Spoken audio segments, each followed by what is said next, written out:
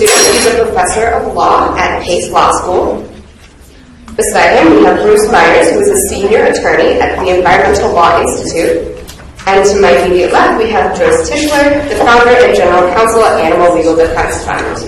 Also, people have been having problems with the network. This is unrelated to the panel, obviously. There's not great reception down here, so if you're having a problem connecting, unfortunately, you're going to have to walk upstairs to get the signal that way, and then you can come back down. If you have any questions, you can ask at the info table, or we have a wonderful handyman in back. So now we'll get underway with our panel. Thank you. Good morning. We're going to start with a 5-minute review of what CAFOs are, because CAFOs are the issue that has actually generated this idea that we could begin to work together. And we were concerned that some people may not know what a CAFO is, and for 5 minutes you still may not know what a CAFO is. And they asked me to do the PowerPoint, which is sort of like giving finger paints to a group of chimpanzees. I get all excited in 5 minutes. You got the hook for the 5 minutes? I got the hook. Oh, he's got the hook. I can always rely on David. Thank you. Okay. This is a CAFO. This is how animals are raised for food in the United States. It's not old McDonald's farm. The buildings are where the animals are. Those pretty little bodies of water are lagoons filled with waste. Most animals in the U.S. are raised in this kind of environment. Great. Now, thank you. Here's another CAFO. You can see that it's got hog barns, it's got lagoons that have manure and all kinds of chemicals. And this is how sows are raised in the U.S. Sows are female pigs. There are about 6 million of them. They spend their entire lives in intensive confinement in these crates that are about 7 feet long by 2 feet wide. These intelligent animals can stand up, lie down on concrete flooring, no bedding. Their lives are an endless cycle of pregnancy, nursing, and getting pregnant again and nursing, and having no room, having nothing to do. After 2.5 years, they're sent to slaughter. These are their babies. These are the pigs who they give birth to. They're taken from their mothers, put into these kinds of enclosures where, again, very intelligent animals, nothing to do, no soft bedding. The air pollution in the buildings where these pigs are sometimes causes the pigs to get sick because it's so extreme, and it can be deadly to the pigs and to the humans who work there if fans stop operating. There, you can see that the floors are slatted, so their urine and manure goes into pits that are immediately below them. Once they reach market weight, about 250 pounds, 6 months old, they are sent to slaughter. Here we have chickens. They're called broilers. These are the chickens that are raised to be eaten. There may be 20,000 or more birds in a building. They're crowded together. They can't exhibit natural behavior. Again, they are living in their own feces and urine that's not going to be cleaned out until their life cycle is done. And their life cycle is 7 weeks, which is extraordinary. In the past 50 years, they have been selectively bred so that today the rate at which they grow has increased by 300%. And they come to full market weight at the age of 7 weeks. This kind of rapid growth causes all kinds of problems, including skeletal problems. They get acute heart failure. Their hearts and lungs can't effectively circulate oxygen through their bodies. This is what you're probably more used to, which is laying hens in battery cages. These are wire cages stacked row upon row. The hens are horribly crowded. Again, they have no privacy, no perches, no ability to get away from more aggressive chickens, and they live their entire lives in these battery cages producing eggs for the egg industry. A century ago, hens produced about 100 eggs per year. Through selective breeding, these hens produce 250 eggs per year. If you've ever thought about it, producing one egg is probably really painful and difficult. And this is very hard on their bodies. While their natural lifespan would be 5 to 8 years, after a year or two, these hens produce fewer eggs and they are sent to slaughter to make frozen dinners and pot pies. The The male chicks have no use because they don't produce eggs, and so they're killed immediately, usually with rather inhumane methods such as being sucked through hoses and to kill plates, gassed, or ground up alive. Beef cattle are out in the field, at least in California. In other states, not so much. And they actually have it the best of all until about the last 4 to 6 months of their lives, when they are sent to feedlots. And this is what a feedlot looks like. There may be as many as 100,000 cattle, basically in an area that's flat land without anything to do. Food is put out for them, corn and fruits like that, so that they will gain weight quickly and then be sent to slaughter. Dairy cows, on the other hand, are treated as if they were machines from the very start of their lives. Cows, like other mammals, in order to produce milk, have to go through pregnancy and have babies. Those babies are taken away from 1 to 3 days after they are born, which is distressing to both the cow and the calf. These cows have been selectively bred to produce twice as much milk as they did 40 years ago. I don't remember seeing that sort of an udder when I was a kid, but that's what you regularly see today in dairy cows. Massive increase in milk production takes its toll on their bodies, and usually when you hear about downed cows, it is dairy cows who have just been pushed beyond their limit and cannot even walk into the slaughterhouse. A cow could live to be 15 to 20 years old naturally. Under the conditions these cows are kept in, after 3 to 4 years, they are sent to slaughter. Their offspring, the males, have no use since they can't provide milk, and so they're either killed immediately or put into confinement situations such as this and raised for 16 weeks and then sent to slaughter to become what we call veal. Turkeys are raised very much like meat chickens. A building like this may hold 10,000 turkeys. We're kind of lucky at our ALTF office in Cotati. There's a flock of wild turkeys, and we often see them. And they're beautiful, sleek birds. They walk down the street or into fields. These turkeys have been bred to have massive breasts because the consumer wants that breast meat. And they're really quite monstrous. Not that they can help it. They grow so fast that they have heart problems and painful leg problems. As you can see, there's no way to exhibit natural behavior because there's just so many of them, and they are sent to slaughter when they reach market weight.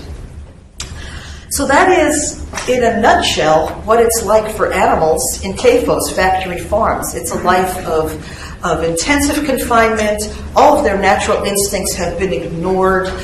They are simply treated as if they were machines to be raised as quickly as possible, as cheaply as possible, and then sent to slaughter so that they can be eaten and maximize profit for industry.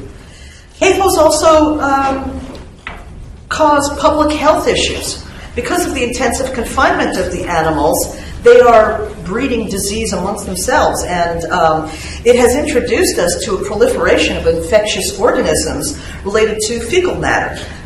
This comes from the filth that the animals live in, the speed at which they go through slaughter, the manure lagoons that are used to fertilize crops. So we're seeing a greater number of outbreaks in the human population of E. coli and salmonella.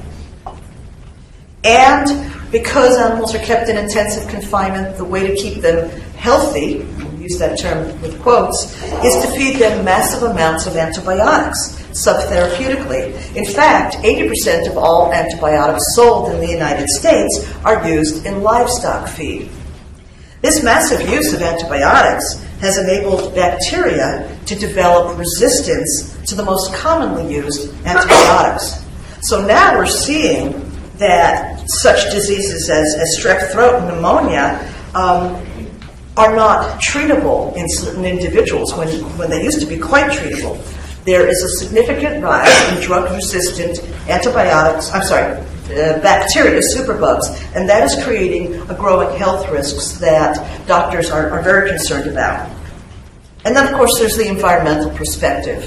What goes in must come out, and the animals having been fed, you've got 10 billion animals being fed. What comes out is manure and urine, and it goes into these lagoons. 2.7 trillion pounds of animal waste, urine and manure each year. Now, traditionally, small farms had crops as well as animals, and so they would recycle the manure by spreading it on the crops for fertilizer. But CAFOs overload the system. Too many animals, no crops. Most of this manure collects in lagoons, what are called lagoons, which is kind of an odd word for what they're holding, or concrete cisterns.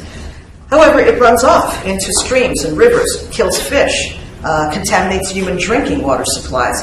CAFO waste is usually not treated. Human waste in the U.S. is treated, but CAFO waste, animal waste, is far more significant. More than 34,000 miles of rivers and 216,000 acres of lakes have been degraded by CAFOs. So water quality has been severely impacted by CAFOs, as has air quality. CAFOs are a hazard to air quality. Over 168 gases are emitted from CAFO waste, including ammonia, hydrogen sulfide, and methane. CAFOs are a major contributor to greenhouse gases, a couple of them, and to climate change. Farm workers. We don't think about that very often, but farm workers who work in CAFOs and in slaughterhouses are not there generally because they choose to. They're there because they've come to this country. They may not speak English. This is the only job they can get. The wages are very low. The working conditions are quite dangerous. There's no ability to negotiate. I brought T.J. Tomas to my class in this room a few weeks ago, and he described to the students that they were expected to, he worked undercover in a number of CAFOs and slaughterhouses, and when he was in a chicken slaughterhouse, they were expected to hang one chicken every 1.7 seconds for 8 hours a day, and then go back the next day. And he said the next day his hands, it took a while just to get his hands to move without pain. The workers are sometimes as badly treated as the animals.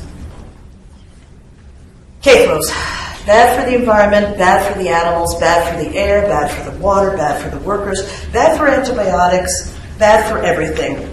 The proponents of CAFOs would assure us that this large-scale production and intensive confinement are the only way to provide cheap meat and that the food safety issues are being handled. But the suffering of these billions of animals, the medical loss of life-saving antibiotics, the massive costs to clean up the environment, global warming, climate change, all of these costs are very high and have caused us, among our separate movements, to come together and to ask ourselves, what can we do together? Scientists, environmentalists, public health officials, animal protectionists who have studied the CAFO system agree the negative impacts far outweigh the benefits, and this is a system that is unsustainable. I know that was not 5 minutes. I'm sorry. But I had such fun. Okay, so let's talk. Okay, so excellent. So we're going to do this panel a little differently. We are going to move through a set of questions that all the panelists will discuss at once. So if you have any questions, feel free to raise your hand, and you don't have to wait until the Q&A at the end.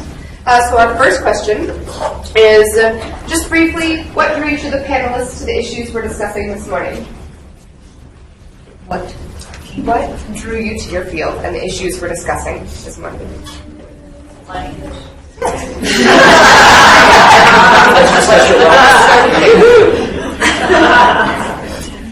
So, a lot of people talk about that formative moment for children when they realize that chicken is chicken, and they, then they have to spend the rest of their lives getting desensitized to that in order to continue consuming them.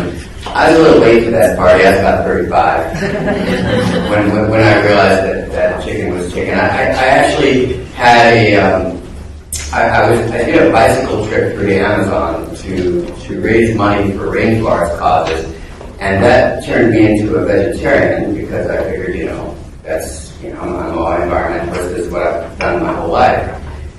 And then I started teaching law, and I there was an animal law course at Pace that wasn't being taught, so I volunteered to teach it, and then that's really when it became clear to me that chicken was chicken. It was doing the reading for that to prepare myself to teach that. I thought because I was very much into species survival, because I cared about I had a background in ethics, that this kind of thing, that I understood it, and then it turned out that I really hadn't thought about it at all.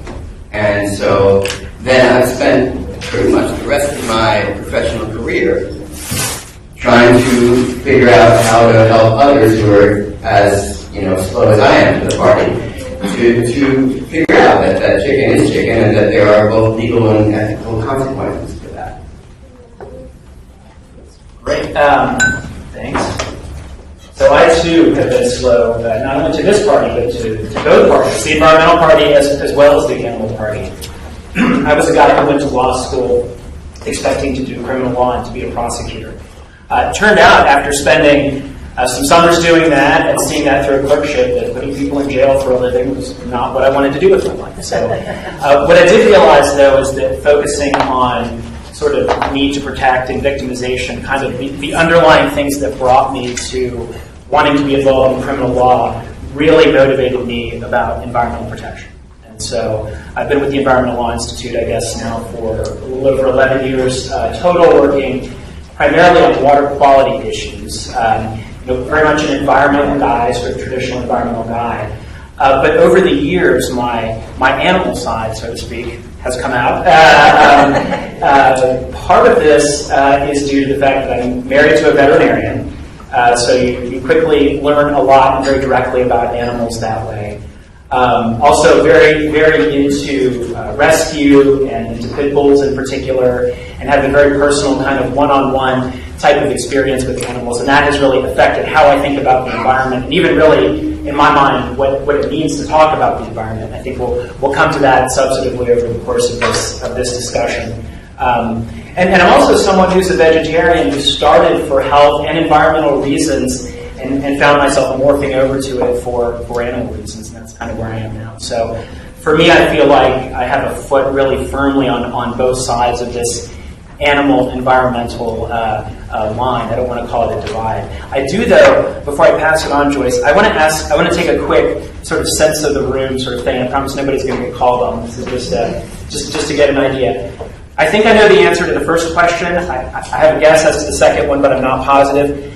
How many people in this room would say they care very much about animal welfare or are passionate about animal welfare? In whatever way you define that. Okay. That's what I, of course, would expect. How many people in this room would say the same thing about the environment? Now, see, that's striking to me. That does not, on its face, look like a rift. I mean, maybe it's a coincidence. I doubt it. I think there's more of a relationship between these issues than just something that's superficial. But with that, I'm going to hand it on to you. I'm going to stand because of the obvious. Because there's all these people over here. Environment and animal protection.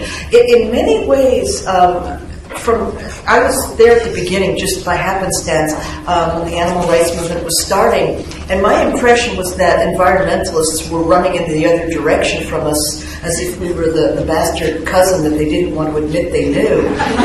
They were so emotional, and not like them, they were so scientific.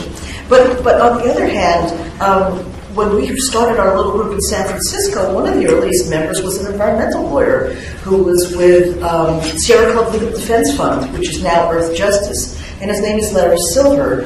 And Larry was there. He was just there. And he was your typical environmentalist, very unemotional, and he was a rather intimidating person, very, very bright, but he was always there. He just kept coming to those meetings. And so when we first started, he would let us use his office and his secretaries, not his secretaries, but the secretaries there, and the copier. And so I was often over there, making copies and saying hi to people in an environmental law organization, running an animal rights organization.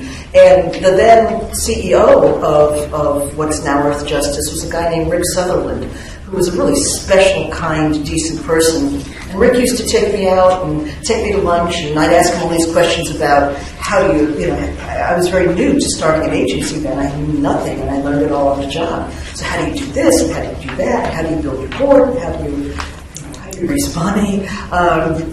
All of those were questions that he answered very patiently and generously. And so from the start, ALTF was a bit of a conglomeration. We used to, in the early days when I would take litigation, I would go to what we call our Project and Litigation Review Committee, and I borrowed that directly from Sierra Club Legal Defense Fund. So it just came organically.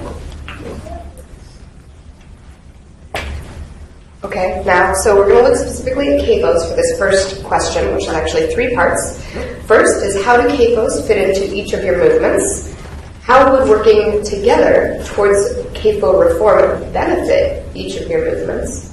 And what are the areas of contention around CAPO reform between those movements?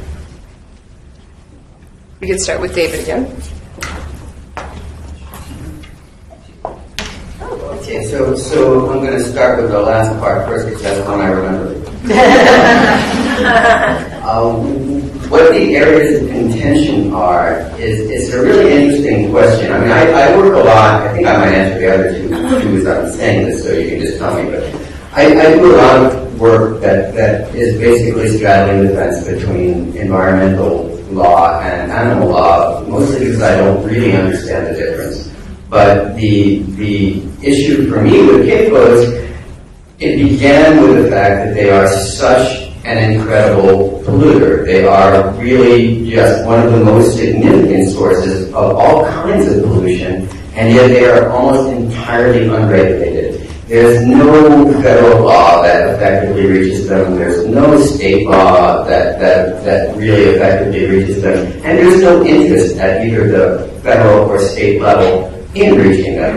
I have a colleague, an environmental law academic, who called it, I think it's a great term, the vast anti-law of industrial agriculture, which is not to say that there's a vacuum that they just haven't got around to regulating them. It's that they have deliberately decided not to regulate CAPOs. The laws specifically exclude them. So that is the fact that this is deliberately done makes you think about, well, why is environmental law ignoring this significant contributor, depending on how you do the math, anywhere between 8 and 50% of greenhouse gases, serious emissions, as Joyce mentioned, of all kinds of volatile organic compounds and other toxic pollutants. Our groundwater is contaminated with all kinds of things that the Clean Water Act doesn't even regulate. Even if it were to regulate CAPOs, it would not regulate these particular kinds of pollutants. It doesn't include antibiotics. I can go on, and I believe me, I could. But Joyce hit me. But the point. So that gets to the point of contention, because you have to ask yourself why this is. What is? And there are a number of reasons, and one of them, in my view, is that environmental law, even as it is well-intentioned and very interested, of course, in environmental protection, is very wary of addressing anything that impacts diet, because people are very, very sensitive about diet issues. So the fact that we could cut, even if we take a very low estimate, 15% of greenhouse gas emissions, just by taking some action on diet, and even as we are talking about the catastrophic implications of climate change, no environmental organization really wants to address that. Why? Because it makes people uncomfortable. It makes their donor base uncomfortable. And that's one of the points of contention that I would just, I would just leave it at this. It's the thing that people don't really want to talk about. And because for me, when we talk about a threshold environmental issue, we can talk all about the externalities. We can talk about the pollution. We can talk about the climate change, and that's all very important to talk about. But the other thing, last time I checked, animals were the environment. And when we mistreat animals, when we treat them the way that PowerPoint describes, and we don't address the fact that even if there were no pollution whatsoever, it would still be an egregious offense against everything that I believe environmentalists should hold dear. And that's, I think, something that never really gets addressed. Thanks, David.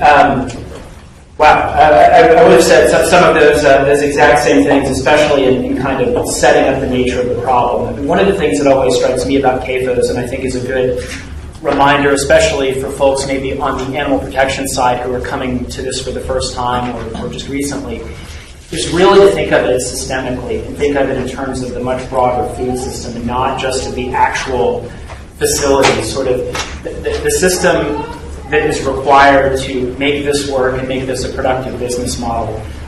In this country, we have vast systems of commodity crop monoculture, corn, soy. There is a system that requires a great deal of chemical inputs to sustain. So one of the examples I like to use, or one of the points I like to make to kind of hammer home this idea of environmental impacts, is to remind you about the Gulf of Mexico dead zone. Some of you have heard this from me more times than I'm looking at you. So as I'm sure you know, every summer in the Gulf of Mexico, there is a dead zone, a hypoxic region that forms that is absolutely vast. And this system forms, I mean, you know this stuff, right? I mean, it's runoff from the Mississippi River. The major contributing factor is nutrient pollution from sort of the farmland, CAFOs too, but the farmland within the basin. And it is enormous. It is enormous. As I like to joke, it is, and I shouldn't joke about this, but I will. It's measured in terms of the size of states. So this summer's dead zone in the Gulf was the size of, does anyone know? Connecticut, right. The smallest it has been roughly Rhode Island, of course, obviously. And the largest that it's been is New Jersey. I mean, this is a vast dead region in the Gulf. I mean, it's bad for fisheries, for the kind of traditional why do people care, why do humans care sorts of reasons. There are lots of reasons to care, even beyond the direct impacts on the animals in the Gulf themselves. So this is a really, really big deal for environmentalists. And when you look at this entire system and you think about the fact that, I don't know the percentage off the top of my head, but I do know that more corn that's grown in the U.S. is used to feed animals than for any other purpose. I mean, the Corn Growers Association will tell you that directly, than for ethanol, for anything else. Certainly it's not corn on the cob. I mean, it really is. That's what you picture, but it really is going to animal feed. And again, it's very input-intensive agriculture that we need to accomplish this.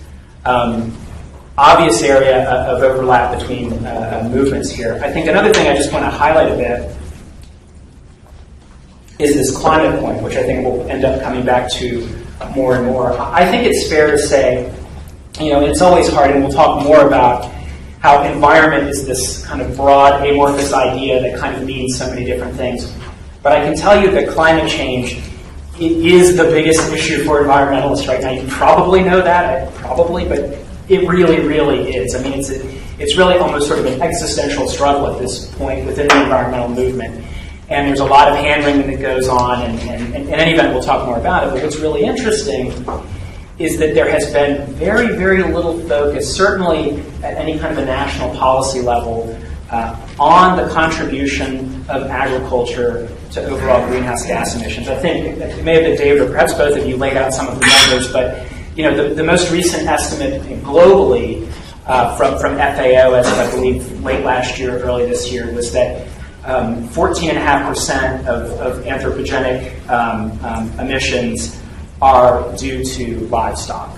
It's a big number. It's a big global number. In the U.S., the number is almost certainly smaller because we don't have the same land clearing issues that you see, for example, in some developing nations. And as I think perhaps David mentioned, the range could go up as high as 40 to 50% overall as a contributor, depending on whose data and numbers that you're using. I'll also just add that at the same time that it's an obstacle, there's a bit of an opportunity here because one of the big players when it comes to agriculture and animal ag is methane. Methane, another sort of new fact that has not really been focused on is that in the United States, livestock is a greater source of methane overall than petroleum systems, fracking, the things that are getting a lot of play. EPA's own data, based on the most recent inventory, which I think might be from 2012, that's fairly recently out, shows that when you look at manure management and enteric fermentation, the digestion by cattle, livestock wins in terms of methane. So it's a big issue and it's a big problem. And again, given this environmental focus on climate, this is an area of overlap that's kind of hard to ignore. And I know ALDF actually just recently filed something on this, so maybe I'll let you mention it. I won't steal your thunder. Okay.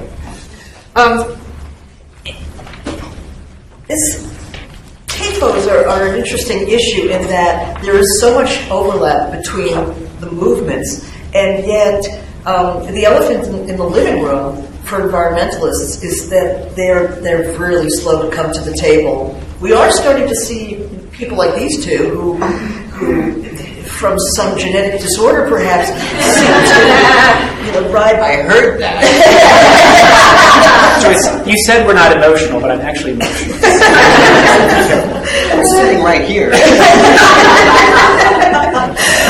But they do seem to get both issues. They do seem to understand and be willing to acknowledge and be willing to take action to address what that elephant in the living room. The elephant is that CAFOs are significantly harming the environment in addition to harming the animals, and so significant that other environmental harms pale in comparison. That's I think for a lot of environmentalists it's a very painful reality, and that some are simply not willing to acknowledge even yet. But climate change is the environmental issue, and Steve Wells says it's the issue of the next decade. It's just there. We have a decade, 2, 3.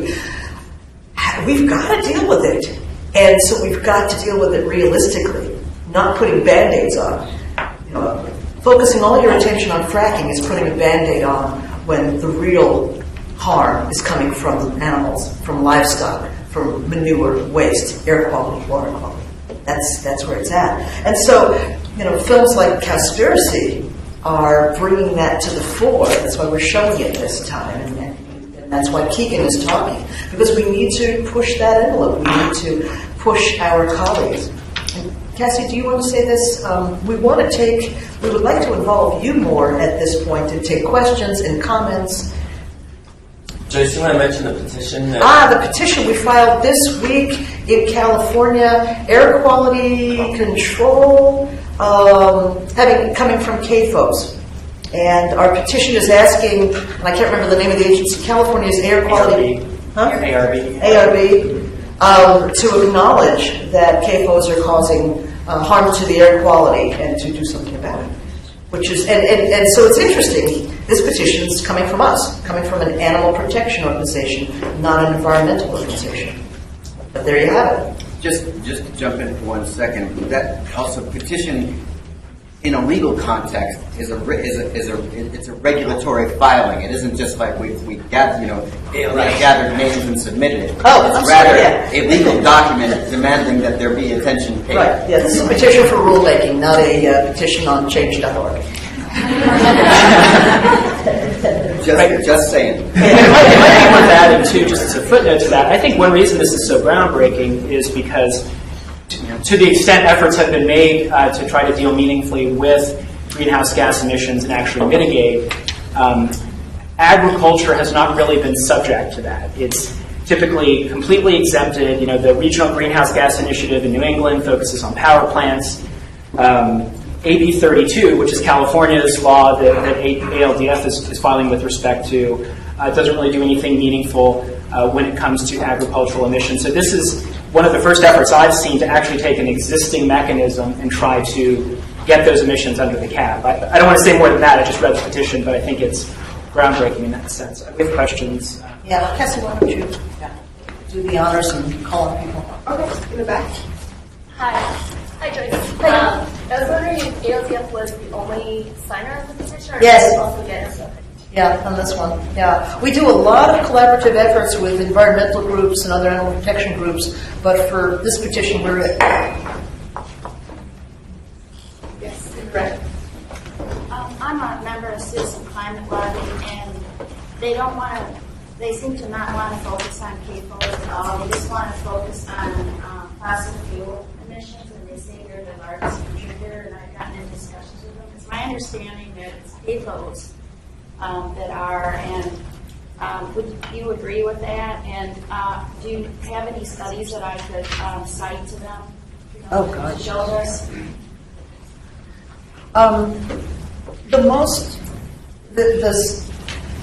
What's most readily available is scientist-centered,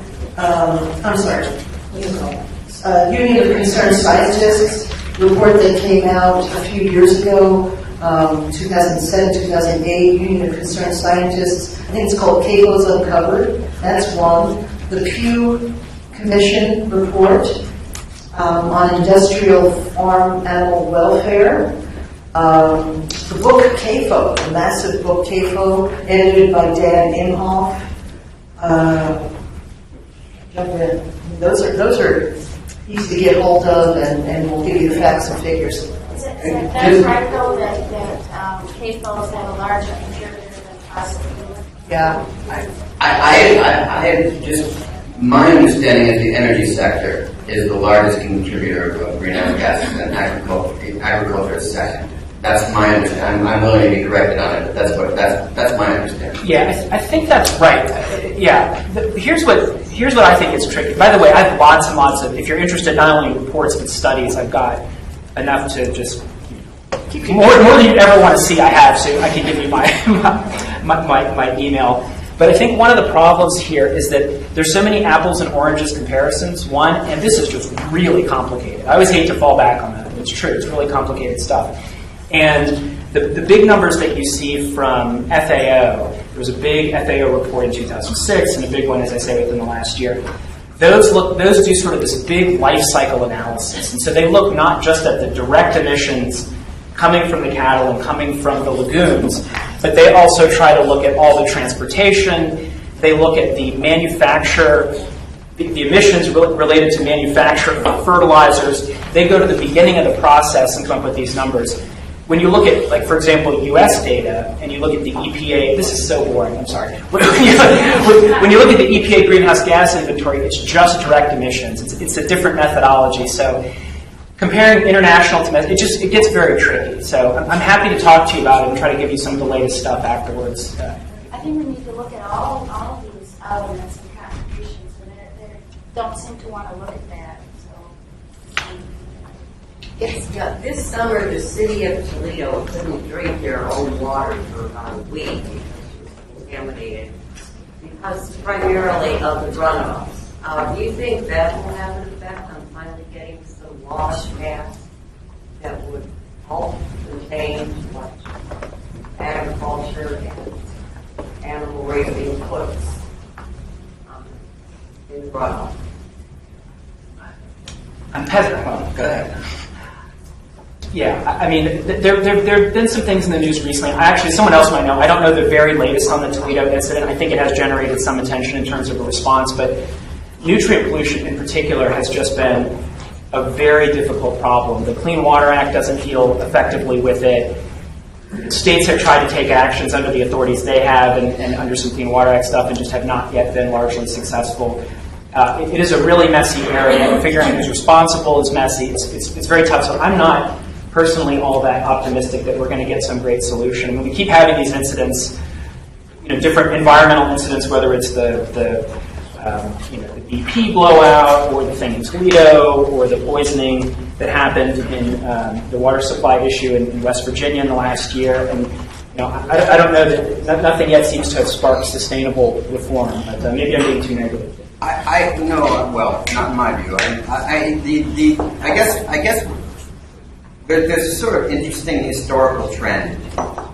Environmental law began in this country because of an upsurge of awareness about the damage that was being done from, say, DDT, etc., and interestingly enough, also in Ohio, the Cuyahoga River caught fire, and, normally rivers don't, catch fire. And so that got people's attention in a productive way, and the United States Congress responded in the way that lawmakers are supposed to respond. They passed laws that were designed to make all the waters of the United States fishable, swimmable by 1987. But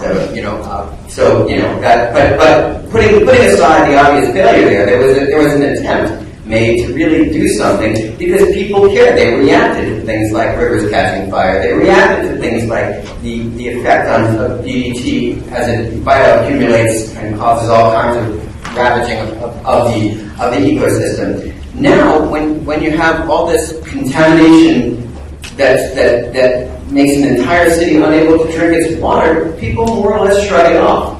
And I don't know why that is, but it's not just people shrugging it off, it's the people we elect to protect us as well.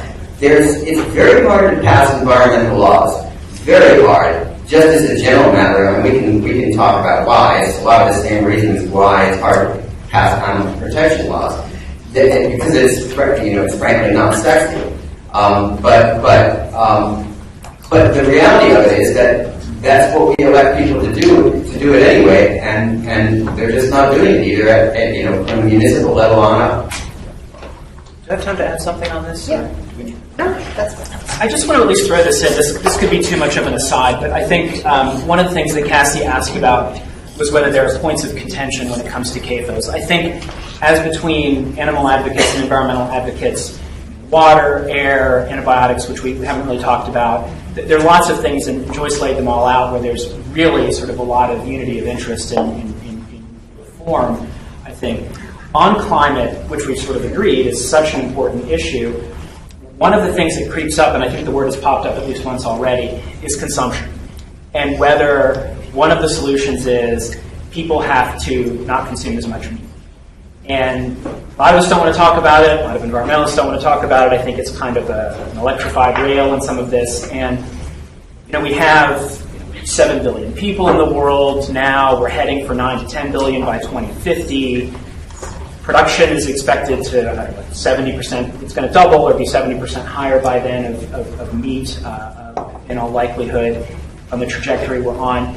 And real questions, and this is not just advocacy questions, I think, but real scientific questions have come up about carrying capacity. Is this really going to work?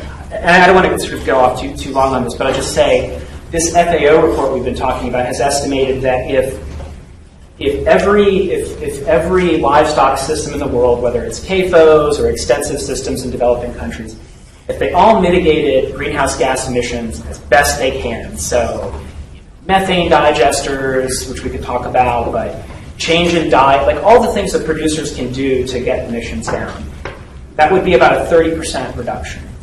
And this is all very 100,000 foot, I know. But that's if everybody did everything that was currently available. They have the incentive to do it, or they'd be paid to do it. Put that aside, if they did everything. So that's a 30% reduction. Meantime, the pie itself is growing and growing and growing. And there are scientists now, and there are studies to this effect, that things within the last 12 to 18, 24 months saying whatever the solution is to dealing with emissions from agriculture, consumption is going to have to play a role.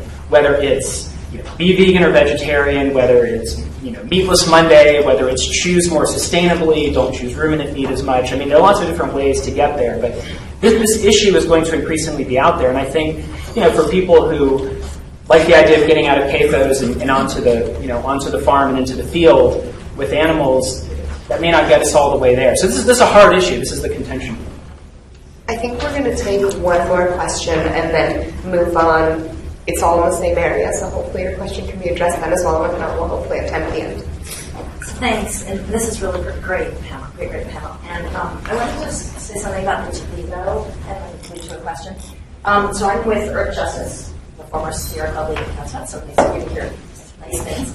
And the connections, and I believe in the connections, and this is just so exciting. But I would say Toledo does make a difference, that we're in it for the long run. And I know internally, having attention in the press, something concrete, where people can get your hands around it. It doesn't change things overnight, but we're having an internal conversation about how much resources should go into this issue. We're working on it. And it does kind of add momentum. And I think that's what it's about. It's not overnight. It's, adding and adding until you have more of a movement, until you have momentum. So I'm pessimistic in all the ways that you guys are, but I'm also, I think things are adding up, and I think Toledo's part of it. And just on the positive note, I came here from Little Rock, Arkansas, where we have CAFO case, and we got a ruling from the bench that was in our favor on the obligation of the U.S. Department of Agriculture and any federal agency that provides, or most federal agencies that provides guarantees for loans to CAFOs, because to do this awful thing in a CAFO requires millions of dollars to invest in the way that they're required to invest to build these facilities. And in this case, 2 government agencies gave guarantees for these loans. They never did a NEPA analysis. They never did an endangered species analysis. And the judge, district court, I'm sure it'll be appealed, but district court judge ruled from the bench that violated federal law. So that was very exciting.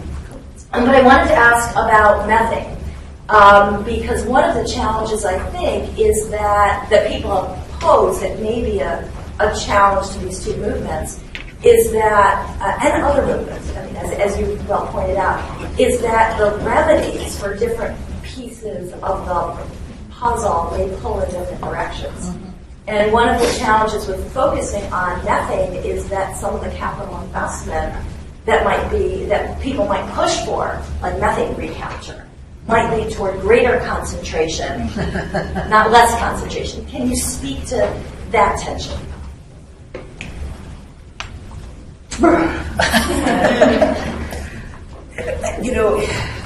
I just think we have to admit that's one of the areas where animal protectionists and environmentalists are going to need to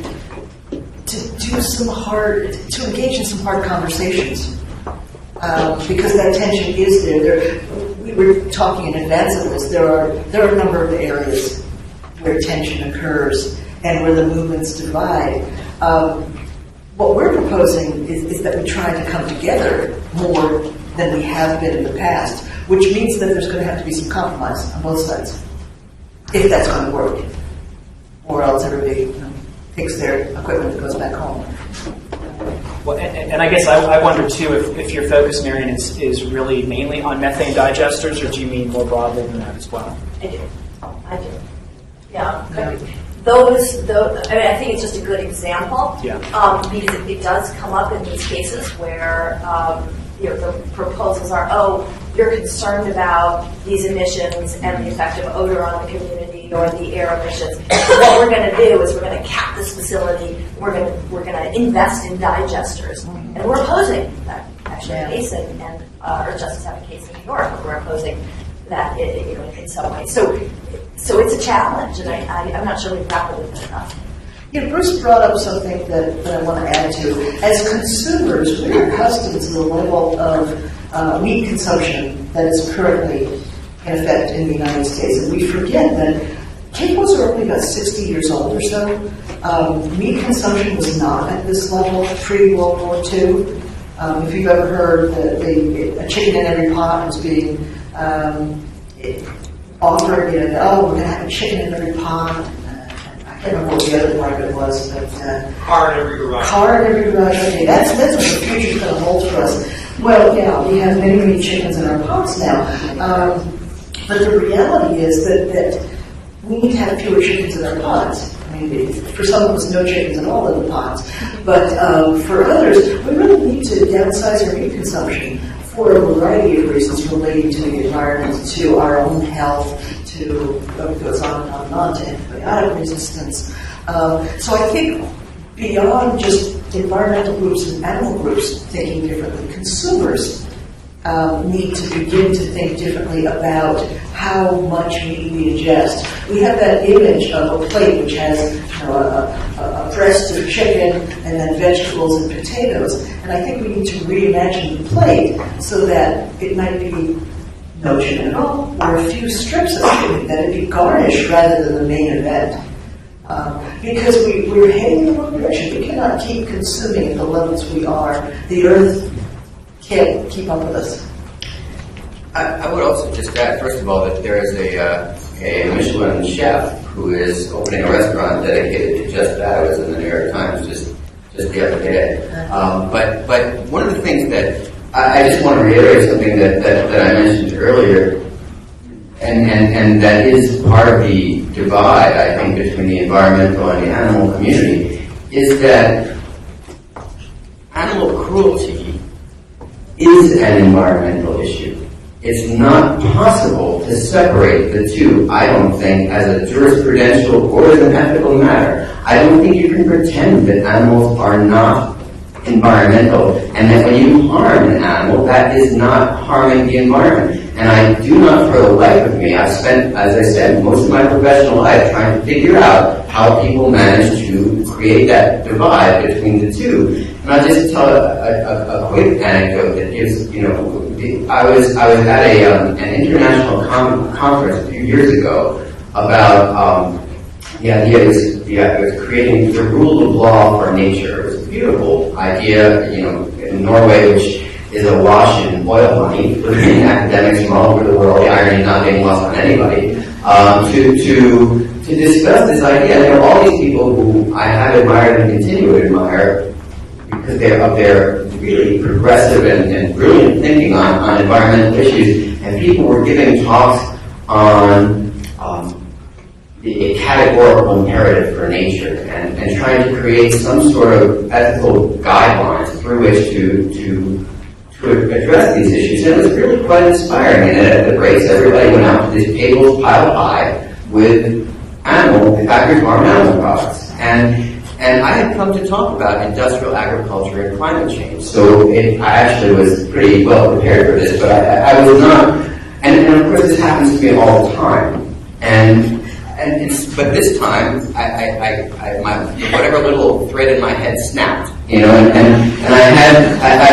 got up there and I said, it is really, really inspiring to me, and I'm totally just sincere to hear this kind of rhetoric and these ideas for a rule of law for nature. But when we talk about the environment, when we talk about nature, we have to think about what we're talking about. And I put up a picture of a spent hen whose plumage had been eaten away by the acid of the urine and feces that had fallen upon her from the battery cage above, to which she was nearly completely bald and, virtually dead, but not quite dead, just lying there.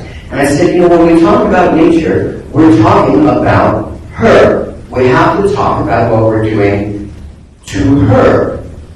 And that, I think, really is when we talk about methane, we of course have to talk about methane. We have to talk about methane capture. We have to talk about all these things that can stop this juggernaut of climate change from destroying this planet completely. But we also have to talk about the fact that even if we captured all the methane, it's not okay to do what we're doing to those animals. Okay, so we're going to start moving on to hopefully something more optimistic. And if you want to reference CAFOs, you're more than welcome to. And we've already moved on from that specific issue. But what generally are the areas in which the environmental protection and animal protection movements can work together? And what does each side maybe need to sacrifice in order to have that partnership? And then what can we do if we all work together? What's our ideal solution? And we can start with Joyce. Oh, sure, Joyce.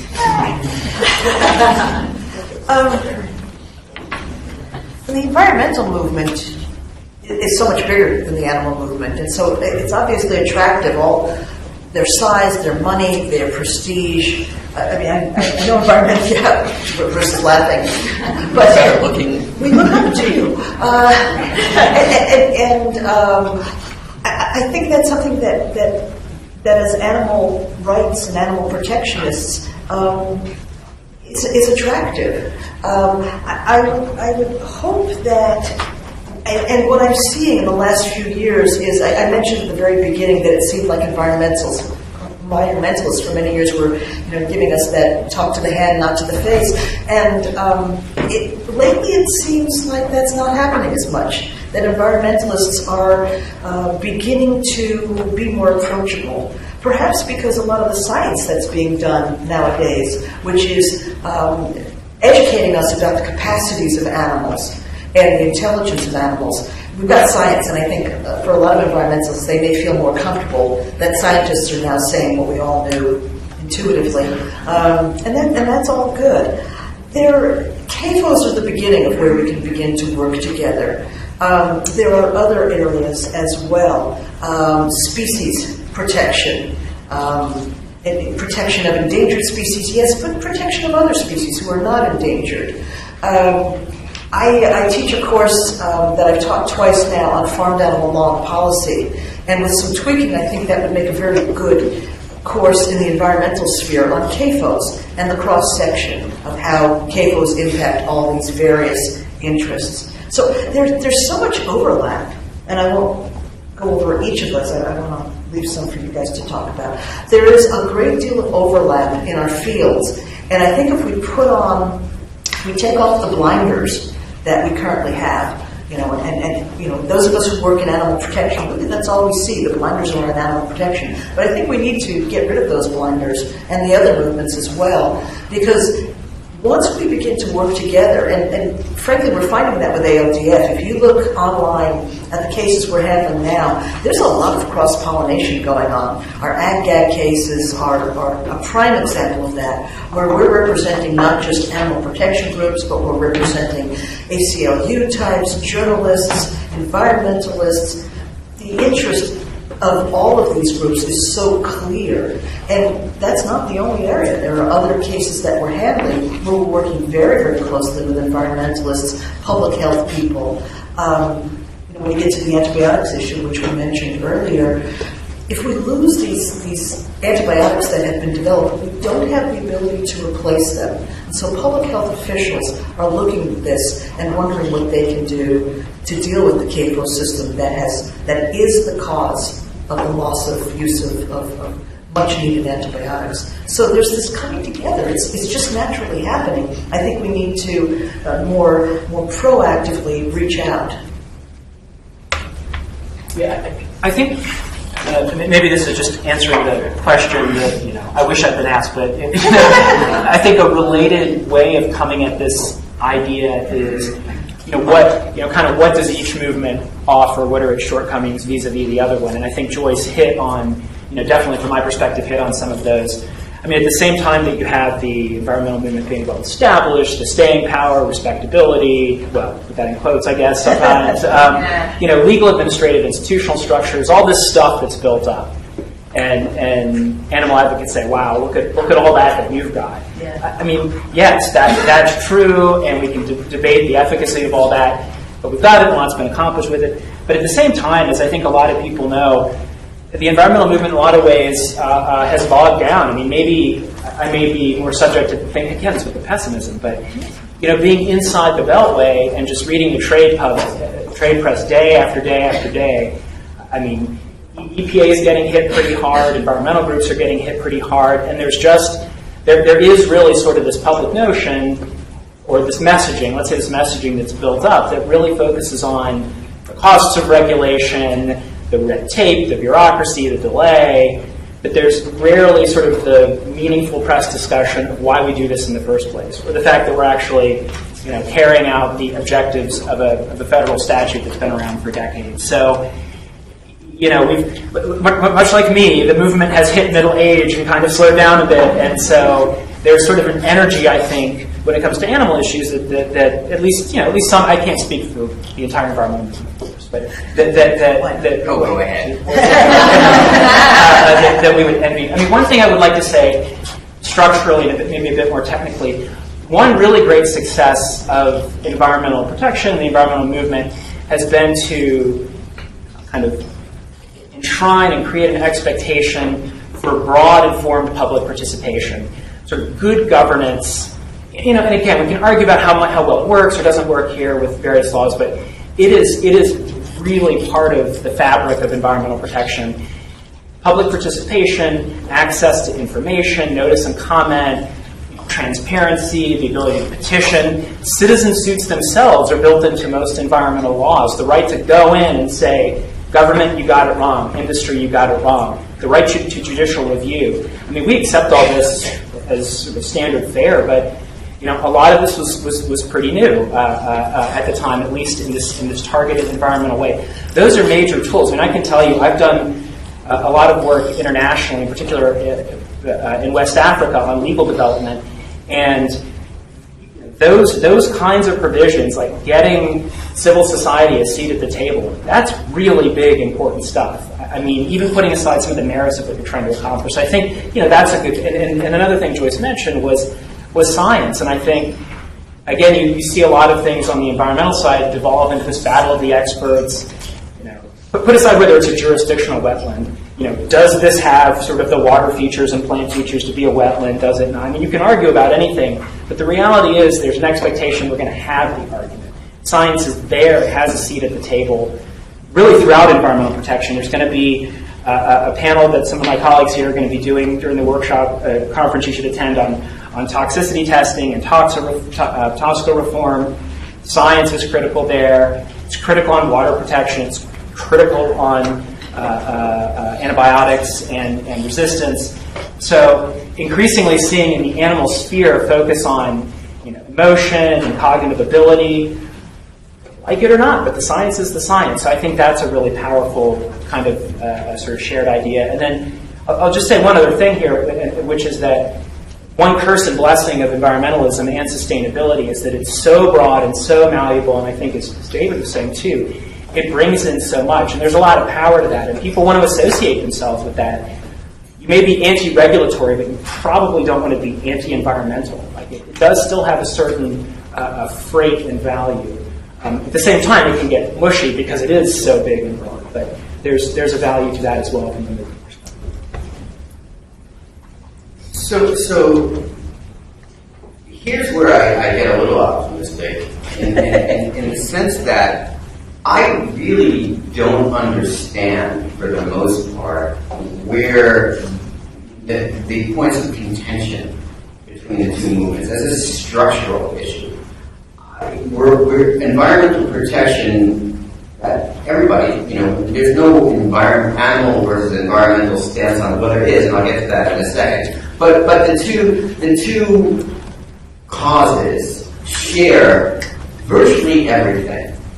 Including the kind of legal challenges that we, standing in environmental law. Bruce mentioned that there are these environmental laws that have citizen supervisions. It's true, but there's a great deal of hostility over the last 20 to 30 years in the courts about allowing challenges even under these laws, which is a baffling development as a legal matter. But animal advocacy has faced these same standing challenges for as long as they've been litigating. The lack of effective laws, it's true, we were just talking about with respect to CAFOs, it's true in a lot of areas of environment. Never mind CAFOs, the Clean Water Act simply doesn't reach a lot of pollutants. Groundwater is unprotected, virtually unprotected, and by the way, it's getting depleted at rates that are going to putting aside climate change. There's not going to be any water. And nonetheless, very few people at the level of lawmaker are bothering about this kind of thing.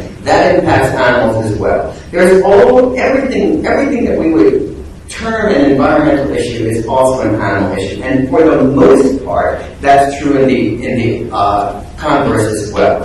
There are certain issues where the two movements have philosophical differences. For example, if you're talking about invasive species, an animal advocate might talk about the right of, say, a feral pig on an island to exist because she's an animal. She's an individual with entitled to live, and in the term invasive species is inherently hostile to certain members of the animal world. And who gets to decide what is and isn't invasive? There is, and how do you deal with it? Do you extirpate the species even though he's killing them? These are real questions, and reasonable people can differ on how to address them as a matter of management.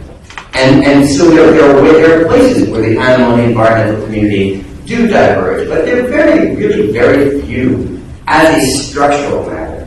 They are rather significant sometimes as just a matter of habit, which is to say consumption, which is to say emphasis. Environmental organizations tend to be, they don't want to offend their donor base, many of whom are actually in the extractive industries, as well as those who consume a lot of animal products. So one has to tread lightly. Animal advocacy organizations also face some of those same challenges. People who we would call, mainstream animal advocates versus the radical animal advocates. These terms have, in my view, no meaning whatsoever as a practical matter, but they do divide the community, just as these issues can divide environmental and animal advocates. But and ultimately, this gets to the second part of Cassie's question, which is where compromise exists, and there does need to be compromise. There's no getting around it. Things, for example, issues like hunting, where an animal advocate may simply say, this is not, as an ethical matter, this is not something that we can ever get behind. Whereas an environmental advocate might say, well, as a matter of species management, we all heard this better. I don't have to go into it. But where do you compromise on that? And how do you compromise? How do you stand by your principles while at the same time allowing something that you may find abhorrent to go on? Same thing with consumption, whereas an animal advocate may say, veganism is really the only ethical alternative. An environmental advocate might say, sustainable consumption and throw a lot of data at you. So where is the middle ground there? I don't know where the middle ground is, but the point is that there is room for both parties to come to the table and find ways to agree and move forward until you have to really resolve these.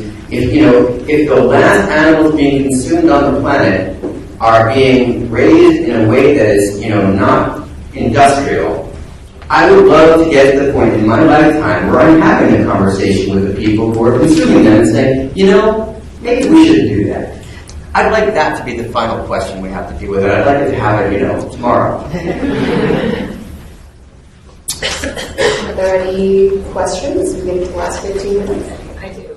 And Bruce started this, the last question for your classic using the word consumption instead of the P word, which is population, which I think is something that maybe both groups want to stay away from because of the donor bases and whatever, but it seems to be that it's certainly a topic that both groups agree on. I just like your thoughts. Well, there's a panel on that very topic, I think. Yes, we do it. So that gives us a good dive. Yes.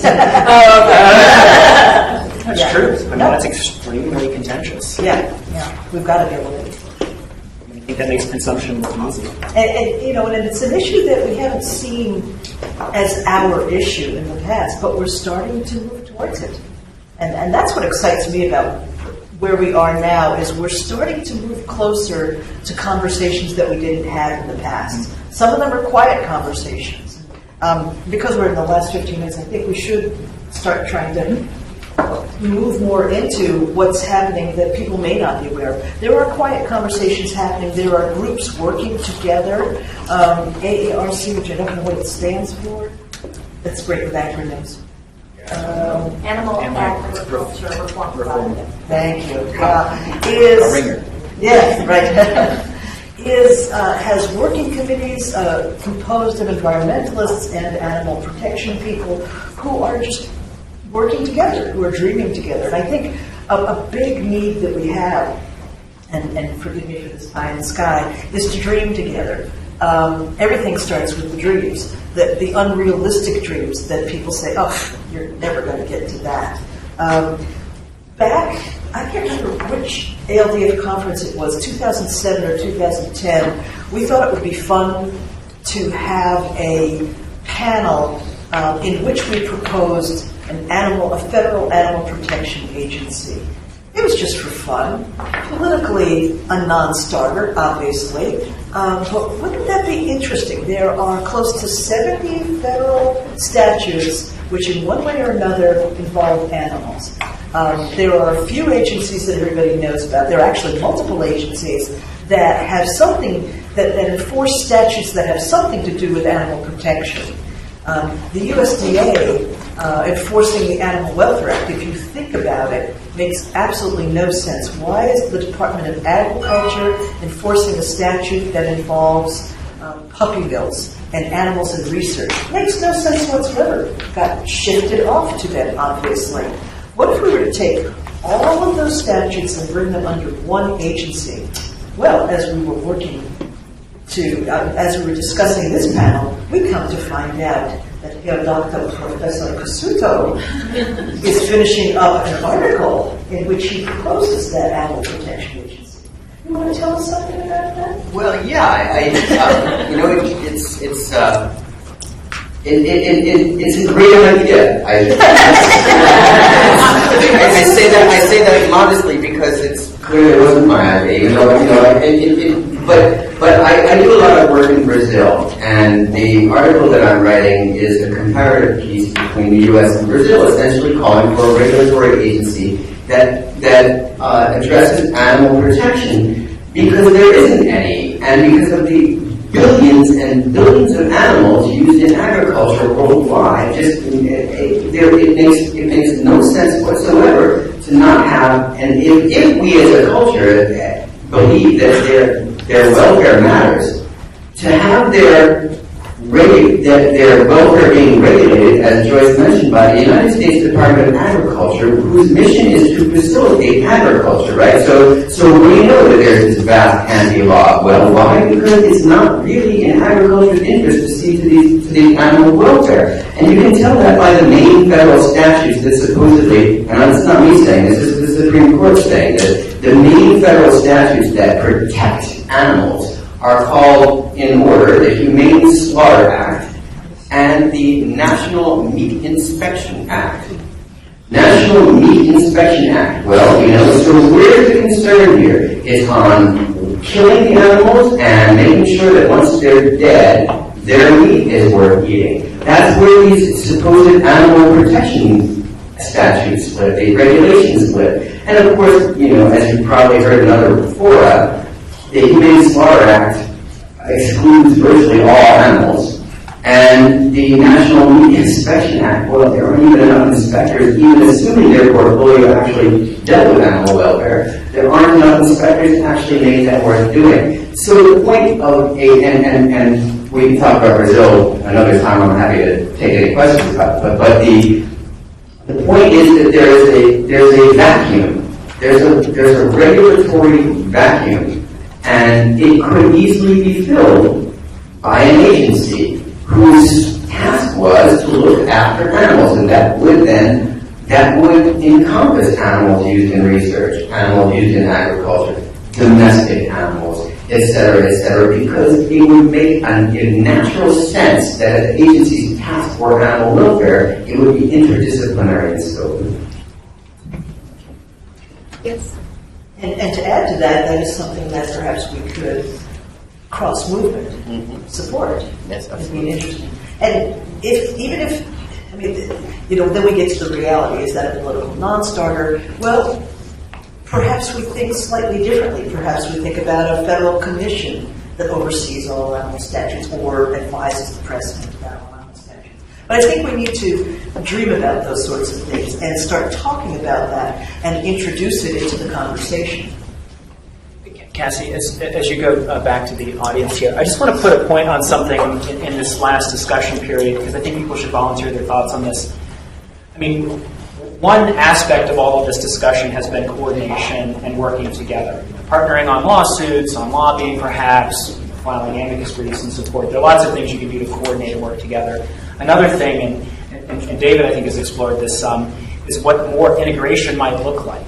Is there more of a substantive overlap? Does it go beyond just getting together? And I think that's something a lot of us are starting to think about, what that looks like and what the obstacles and opportunities are. So be thinking about that too as you comment. Yes.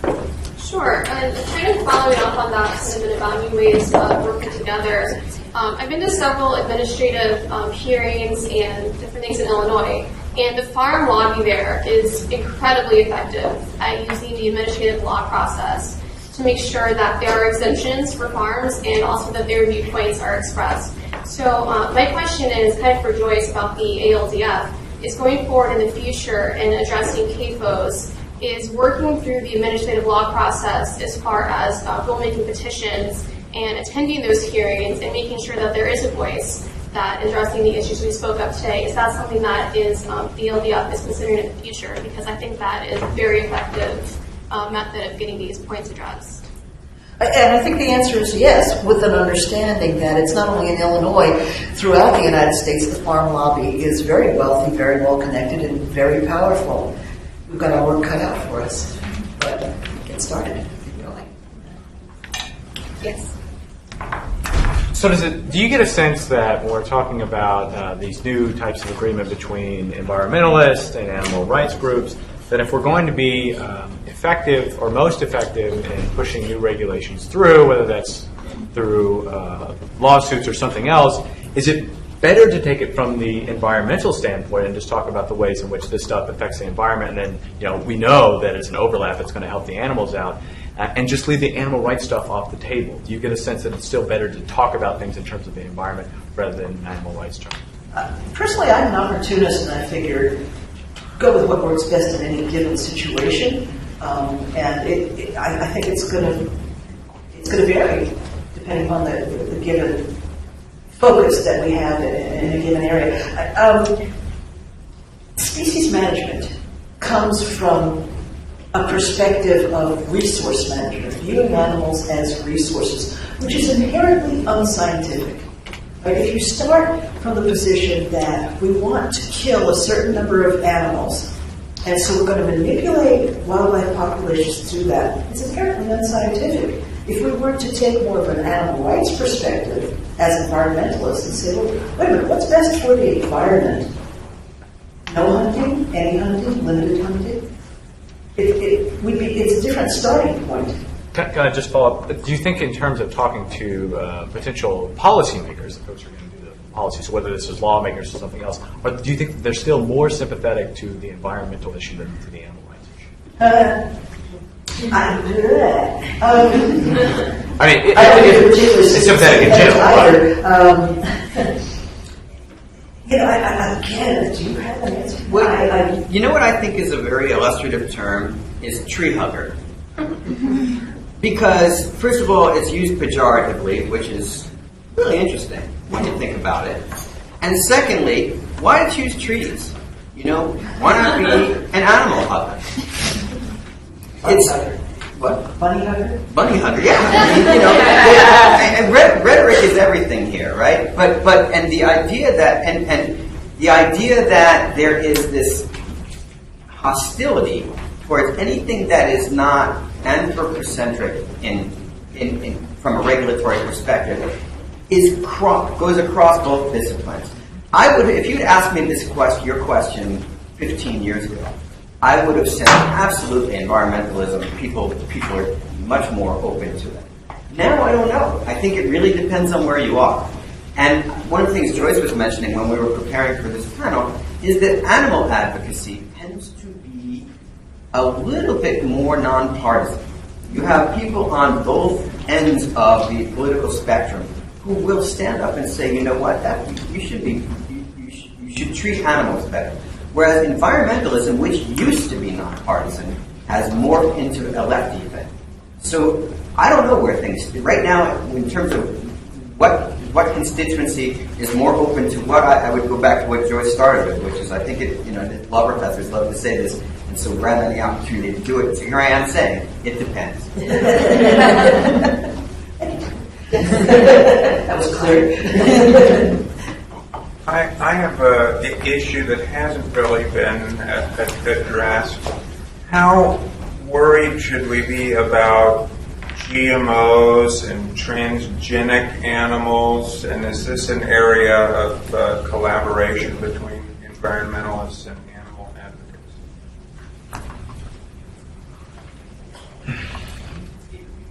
It's an issue that's out there. There are some groups that are focusing on it a great deal. I think they're major. I actually don't know the state of the science there. I think there are a lot of concerns.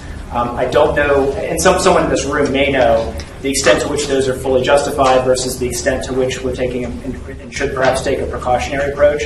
Obviously, Europe's in a very different place than the U.S. when it comes to this issue. To some extent, of course, the trains left the station. When you look at what's going on in the U.S., I think 90% of all of our crops are now GMO crops. I mean, the numbers are kind of staggering. But there continue to be, I don't know if this is directly responsive to your question, but there are sort of really interesting issues that are coming up in the area, for example, of labeling when it comes to GMOs and things like country of origin. And you've actually got entities saying, I think there's a circuit split right now in the DC circuit, DDC, I guess, yeah, it's coming up in the DC circuit if I'm not mistaken, on the extent to which there's a commercial speech issue. So, in other words, if you're a producer, you need not be required to say something sort of against yourself, consistent with a labeling law of some sort. So that's an interesting dimension here. But there are groups, I mean, Center for Food Safety comes just to mind as one that's really doing a lot on GMOs, and there's some really smart folks there working on it. In terms of an opportunity for collaboration, I mean, I guess my short answer is yes. I don't know that I could readily flesh that out. Do you have a thought about that? I'm looking to you for... Fair enough. I tried, right? I think to the extent that one creates transgenic species, that is clearly an environmental as well as an animal issue. One of my first cases as a lawyer was litigating a contract dispute over a mouse that had been genetically engineered to develop the plaque that caused Alzheimer's disease. And the idea was that a vaccine, at the time they thought they had created a vaccine for Alzheimer's, and so whoever owned the rights to the mouse from which that vaccine was derived was going to be rich. And so there was a huge amount of, there I was, a junior associate, wishing I were dead, dealing with this. But, clearly this is, and I did, clearly this is both an animal and an environmental issue. And so is genetic modification something to which both communities ought to be paying attention? I think the answer is assuredly yes, but it would, obviously, it's contextual. But I believe boy, now I'm just like wildly speaking beyond what I know, of course. We're lawyers, we'll just say anything. Talking about that in the ethics session. Yes, now I'm going to forget what I was going to say. Oh, yeah, so thankfully, in the greenhouse gas mitigation context, when it comes to the issue of what can be done on the production side to lower these gases, and I think there's been stuff in recent months suggesting that there are actually changes that can be made to livestock itself to sort of dampen the enteric fermentation process, slow it down, reduce methane emissions. I mean, that's a pretty interesting way to come at this problem, to re-engineer the animals that are generating the gas. So, which we've been doing through selective breeding. Right. And so, where's the line? Right, 50, 60 years now, to the detriment of the animals and to the environment. So unfortunately, we're going to have to cut it there, but they will all be around, and we're going to clear out so we can get the next panel ready.